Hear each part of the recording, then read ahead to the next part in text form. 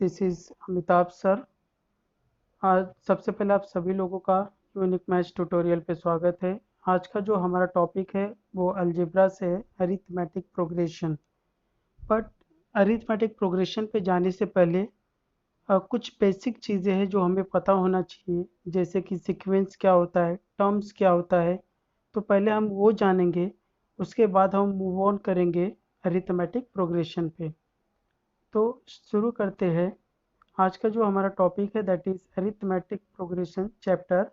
इसमें पहला टॉपिक है सीक्वेंस। तो सीक्वेंस के बारे में मैंने यहाँ पे दिया है कि a sequence is the collection of numbers arranged in definite order according to some definite rule. That means what, कि सीक्वेंस जो है कुछ नंबरों का कलेक्शन हो है। एक्चुअली अगर देखा जाए तो पूरा का पूरा अरिथमेटिक प्रोग्रेशन जो है वो पैटर्न से रिलेटेड है। Okay, that is pattern. But यहाँ पे जो पैटर्न हम लोग पढ़ेंगे वो नंबर्स के फॉर्म में पढ़ेंगे।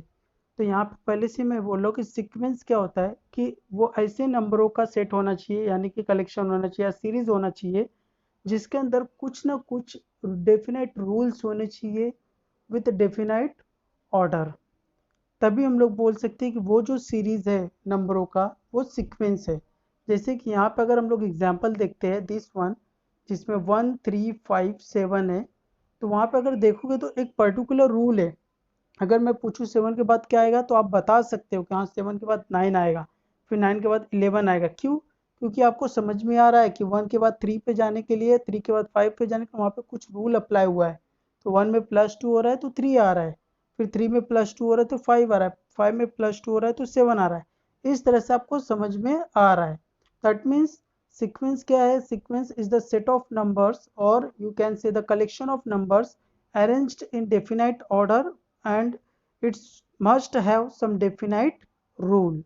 ओके, आप एक एग्जांपल और ले सकते हो, जैसे कि बोल सकता हो कि 2, देन 2 का स्क्वायर 4, देन 2 का cube that is 8, 2 raised to 4 that is 16।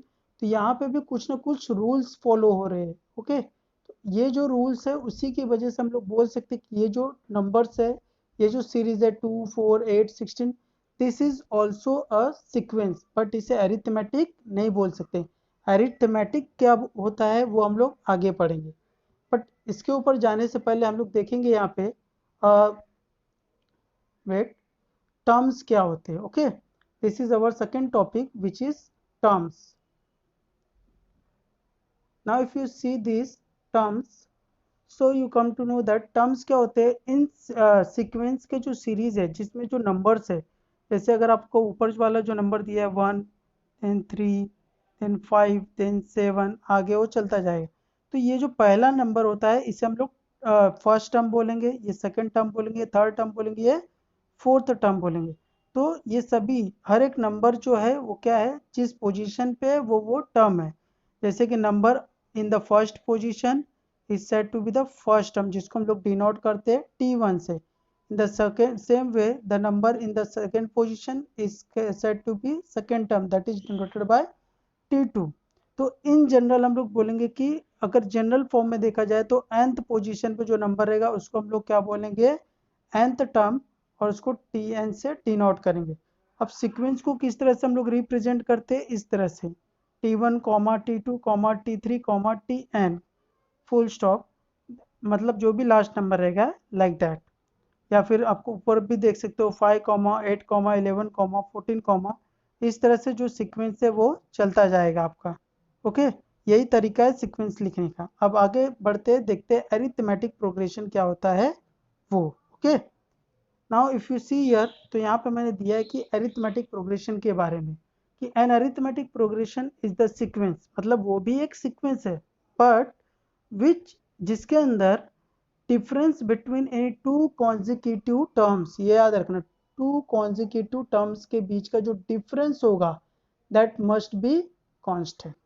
तो यहाँ पे क्या बोले, कोई भी सीक्वेंस को हम लोग अरिथमेटिक कब बोल सकते हैं, जब उस सीक्वेंस के बीच सीक्वेंस में जो नंबर टर्म्स प्रेजेंट है। कॉन्जिक्यूटिव टर्म का मतलब होता है एक के बाद एक, जैसे अभी 1 है तो 1 के बाद 3, देन 5, देन 7, तो ये क्या है, कॉन्जिक्यूटिव टर्म्स।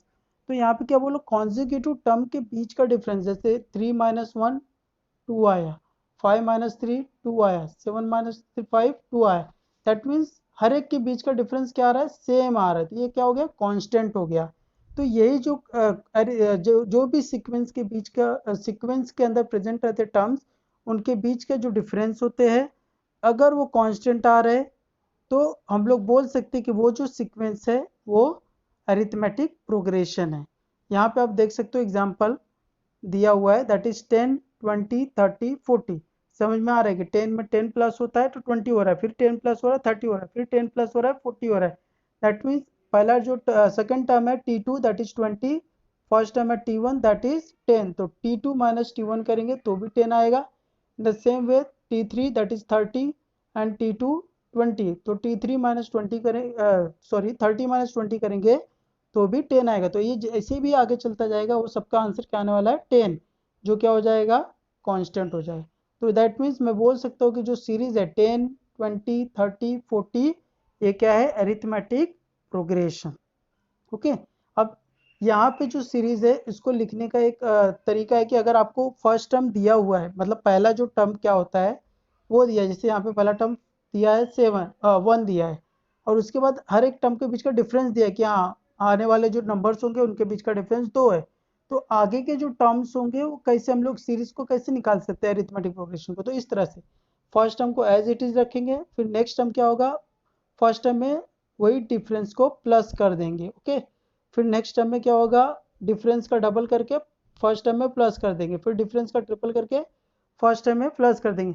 या फिर हम लोग ऐसे भी कर सकते हैं कि फर्स्ट टर्म को ऐसे ही रखेंगे T1, फिर जो सेकंड टर्म आएगा T2 की जगह पे क्या हो जाएगा T1 प्लस डी, फिर T3 की जगह पे क्या हो जाएगा T2 प्लस टी। क्यों, क्योंकि ये पिछले वाले टर्म्स को ऐड हो रहा है। देखो ये T1 था, ये T2 था, अगर आप देखोगे यहाँ पे सी, ये T1 था, ये T2 था, ये T3 था, ये T4 था। तो जब हम लोग नेक्स्ट नंबर पे जाते हैं तो पिछले वाले को जो डिफरेंस है वो प्लस हो रहा है, दैट इज पहला T1 था, T1 में +2 हो रहा है तो ये आ रहा है, फिर ये T2 मिल गया, फिर ये T3 पे आने के लिए क्या कर रहा है, इसी में वापस से T प्लस कर रहा है। तो उस तरह से हम लोग इसको भी फाइंड आउट कर सकते हैं। आगे जो दिया है, there are two types of arithmetic progression, one is a finite and one is an infinite. अब ये तो आपको बताने की जरूरत नहीं पड़ेगी। फाइनाइट का मतलब होता है कि जिसमें फाइनाइट नंबर ऑफ टर्म्स रहेंगे, जैसे कि अगर मैं पर्टिकुलर सेट बोलता हूँ कि 5 to 10 तो हो गया finite number of.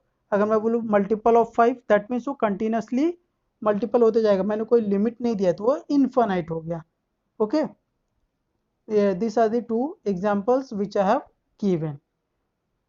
Hope you understand कि what is arithmetic progression and sequence क्या होता है, terms क्या होता है। ओके। तो इसके बाद एक्सरसाइज 3.1, जिसमें हम लोग पहला क्वेश्चन अगर देखेंगे तो which of the following sequence are arithmetic progression, if they are arithmetic then find the common difference. तो हमको सिर्फ बताना है कि इसमें से कौन सा अरिथमेटिक प्रोग्रेशन है और कौन सा नहीं है। ठीक है। अब देखो ज़्यादा मुझे थोड़ा टाइपिंग का प्रॉब्लम होता है यहाँ पे, क्योंकि ये मोबाइल है तो ज़्यादा एग्जांपल नहीं करा पाऊँगा, बट आपको जो भी प्रॉब्लम्स रहेंगे किसी क्वेश्चन में तो आप उससे मेल कर दीजिएगा। डिस्क्रिप्शन में आपको मेल आईडी दिया गया रहेगा। आपके जो भी डाउट्स रहेंगे, क्वेश्चंस रहेंगे, उसके आंसर्स देने की कोशिश करूँगा। अब यहाँ पे पहला क्वेश्चन अगर देखते हैं तो पहले क्वेश्चन देखने के बाद समझ में आता है कि हमको क्या फाइंड आउट करके देना है कि अरिथमेटिक सीक्वेंस है कि सॉरी अरिथमेटिक प्रोग्रेशन है कि नहीं है। अगर है तो कॉमन डिफरेंस बताना है। ओके। तो अभी जस्ट थोड़ी देर पहले मैंने बताया आपको कि अरिथमेटिक प्रोग्रेशन क्या होता है। वो जब भी दो कॉन्जिक्यूटिव टर्म के बीच का जो डिफरेंस है वो कांस्टेंट रहेगा तो वह अरिथमेटिक प्रोग्रेशन रहेगा, और जो पहला टर्म रहता है that is first term, common difference मिल जाएगा। ओके। नाउ सबसे पहले फाइंड आउट करने के लिए हम लोग लिखेंगे कि जो टर्म्स है वो क्या क्या है। तो फर्स्ट टर्म क्या दिया हुआ है, that is 2, then second term क्या दिया हुआ है, दैट इज 4, थर्ड टर्म दिया हुआ है that is 6 and fourth term is 8। अब आपको क्या करना है, यहाँ पे चेक करना है कि कॉन्जिक्यूटिव टर्म के बीच का डिफरेंस कांस्टेंट है कि नहीं है, जिसमें T2 माइनस T1 लिखेंगे, then T3 minus T2, then T4 minus T3। तो सबसे पहले हम लोग देखते हैं T2 माइनस T1। तो T2 कितना दिया हुआ है आपका 4, -2 is equal to 2. In the same way we'll check next, that is T3 minus T2, that is T3 कितना है आपका 6 minus 4 is equal to 2. Then next if you are going to check T4 minus T3, that is T4 आपको दिया हुआ है 8, T3 आपका है 6, difference आ रहा है 7. दैट मीन्स सबका कॉमन डिफरेंस कितना आ रहा है 2. देखो अगर अरिथमेटिक प्रोग्रेशन है तो ही कॉमन डिफरेंस मिलेगा, अगर नहीं है तो नहीं मिलेगा. जब ये आप फाइंड आउट कर लोगे तो लास्ट में आपको लिखना है कि देयरफॉर जो T2 माइनस T1 है और T3 minus T2 dash dash dash सबकी वैल्यू कितनी आ रही है 2 है. दैट मीन्स हम लोग बोल सकते हैं लास्ट में देयरफॉर करके कि the difference between the two consecutive terms is 2, that is constant. Therefore the given sequence is an arithmetic progression and the common difference is 2.